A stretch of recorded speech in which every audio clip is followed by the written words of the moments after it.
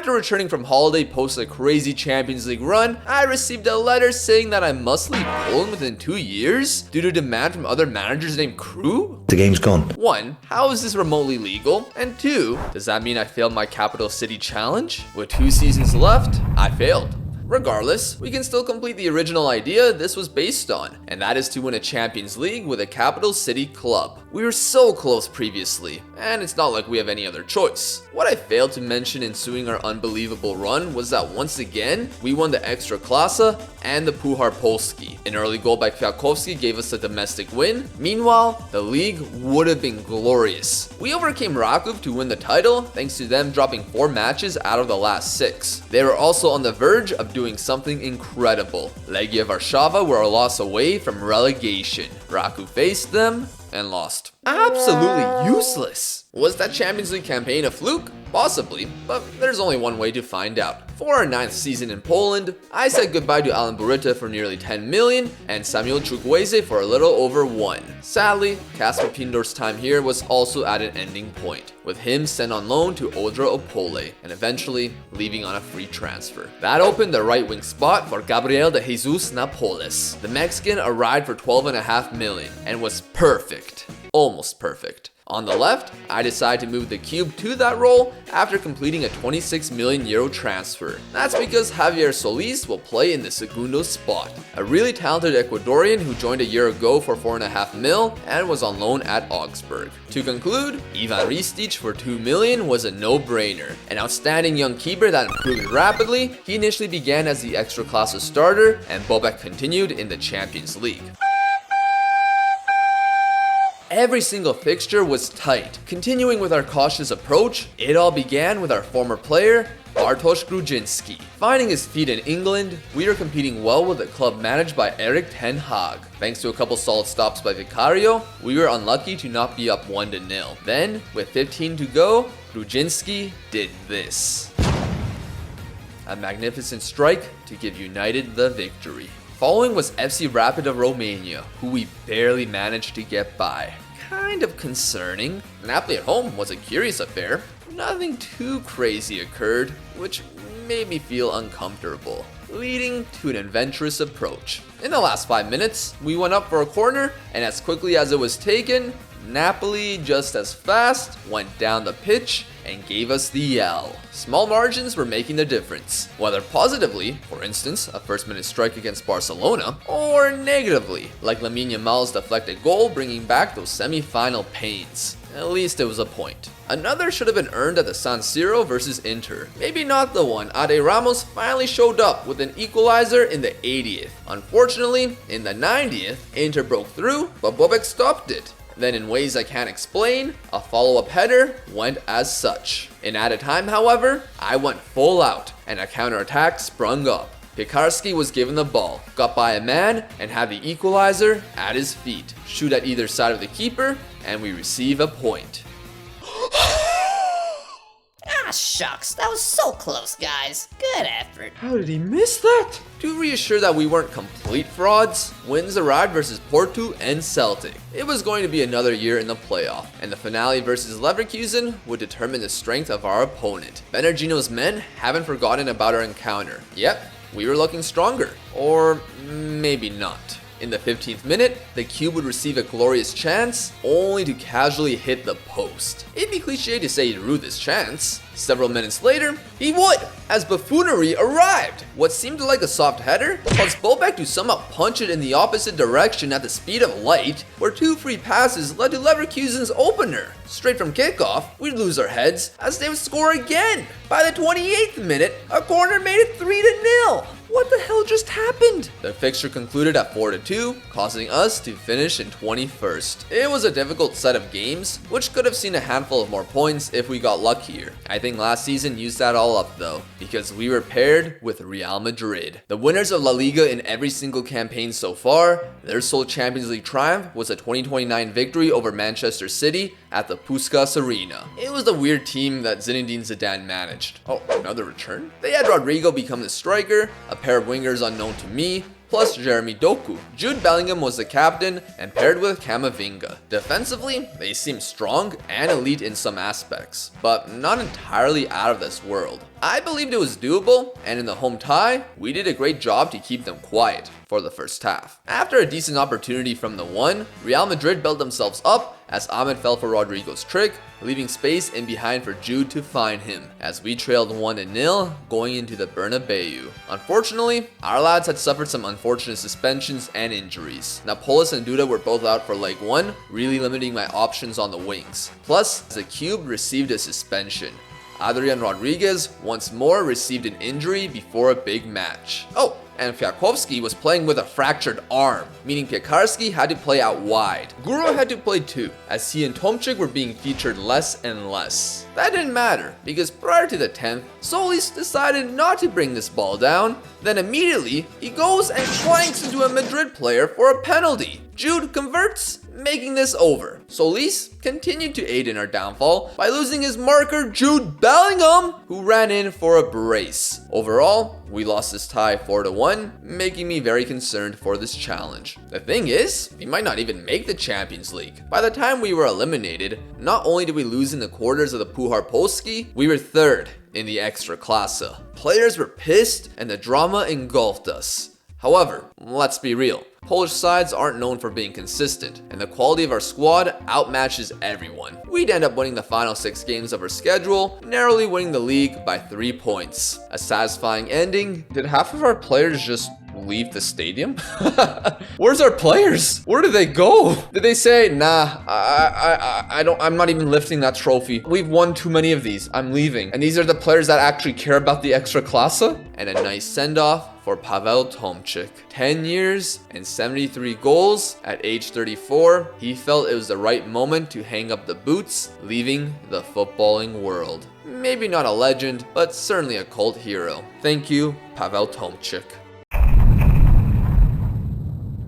We were given a 22 million budget to win the Champions League. Despite players demanding to leave, I always said no to any offers. Why would I give any time to teams who continuously send lowball bids? I was feeling confident for this new campaign though. Rather than this cautious approach and shape, I went with a positive 3-5-2 with a slight twist. Everything behind the 3 would remain similar. In the offense, the advanced playmaker shifted inward, while the right winger became a false 9 that stayed wider and ran wide with the ball. To make the system work, Michael Olise surprisingly signed on a free to take up this false 9 role. Then came Augustine.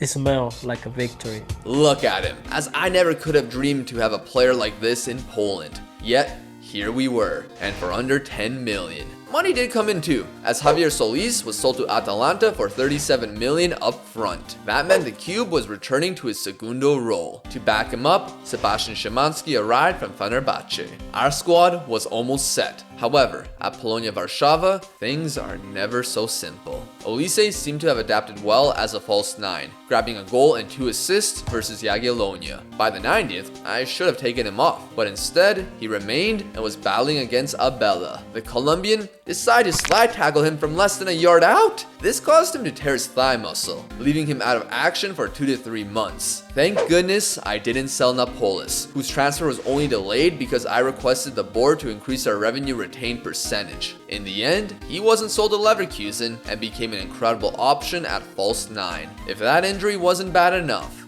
my board did it again.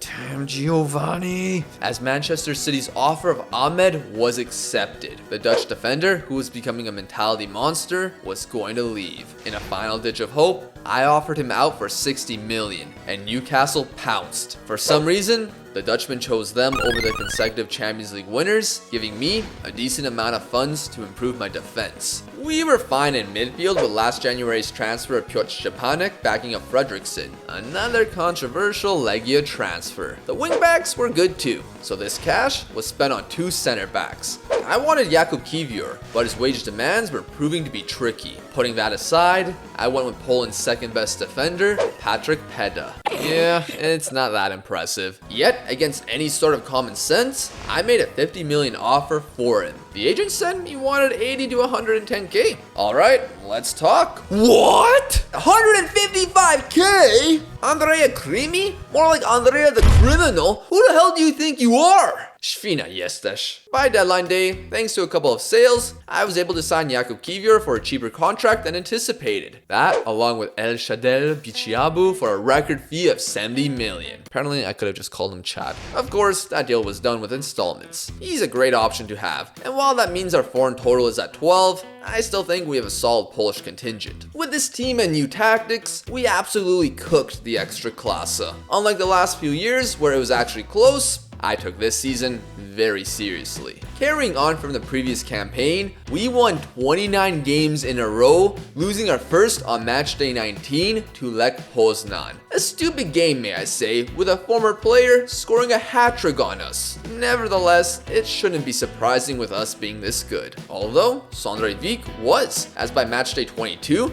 he had 8 goals and 9 assists as a wingback.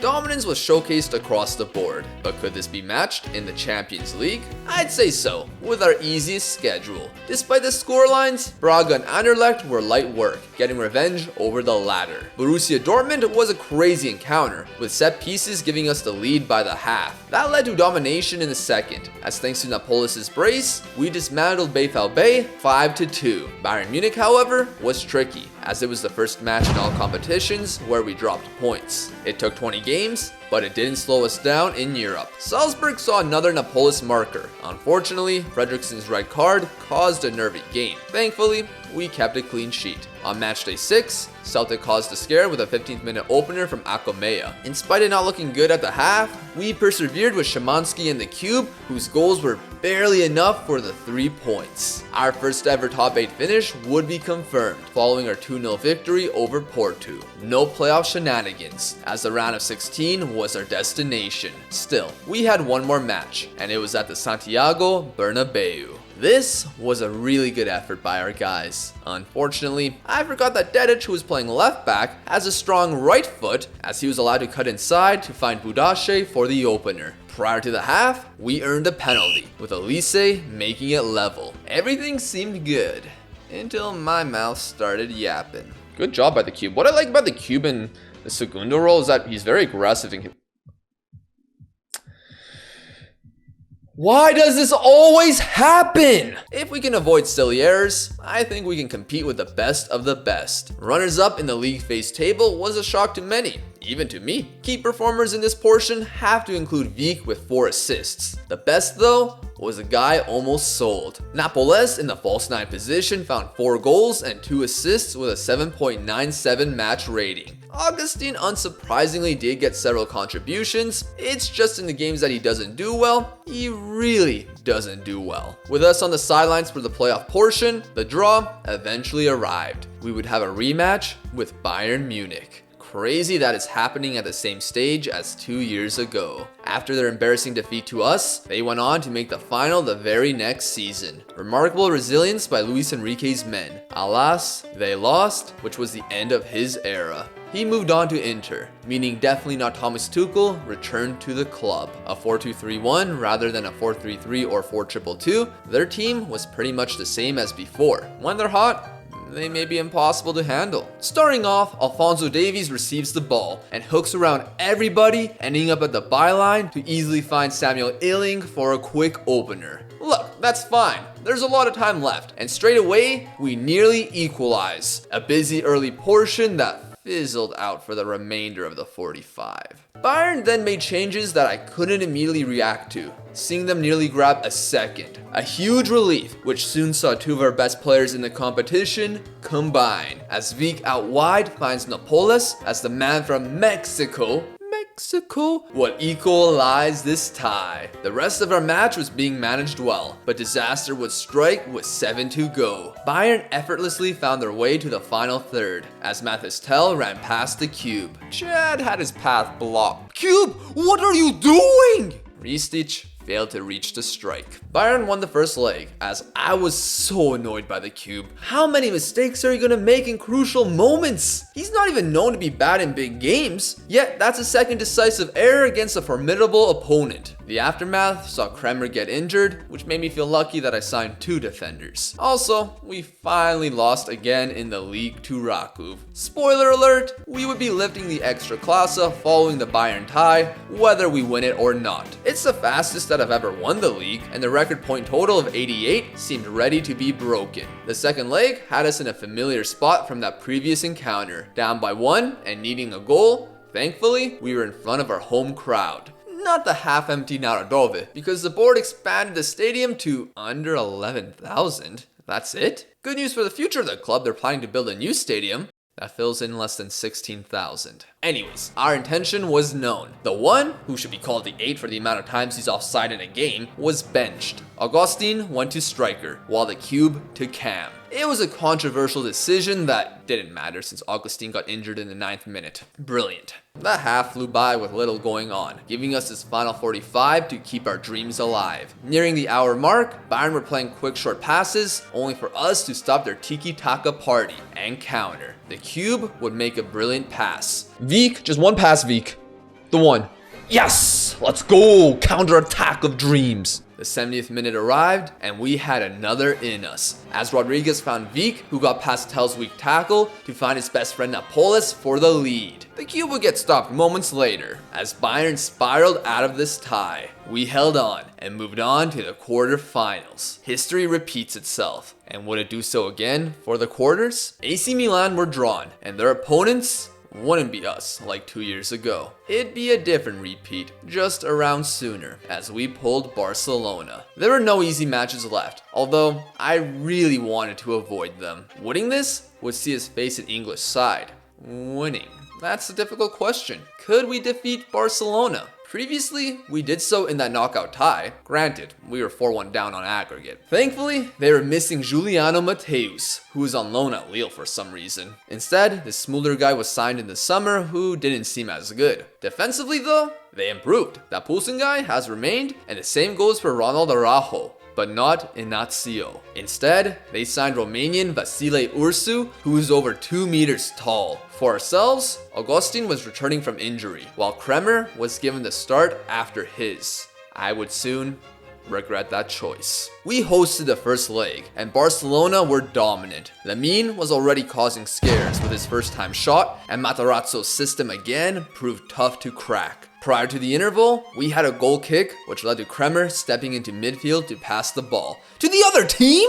Barca immediately gets it to Smulder, who found Lamine for the opener. As I was foaming at the mouth, we had to accept the situation, falling behind 1-0, and we did so without attempting a shot. I decided to move Kremer out of the libero role and go a little more offensive overall to not lose this leg. Nothing changed, as near the hour mark, Ursu was given the ball. No way, no way, no way.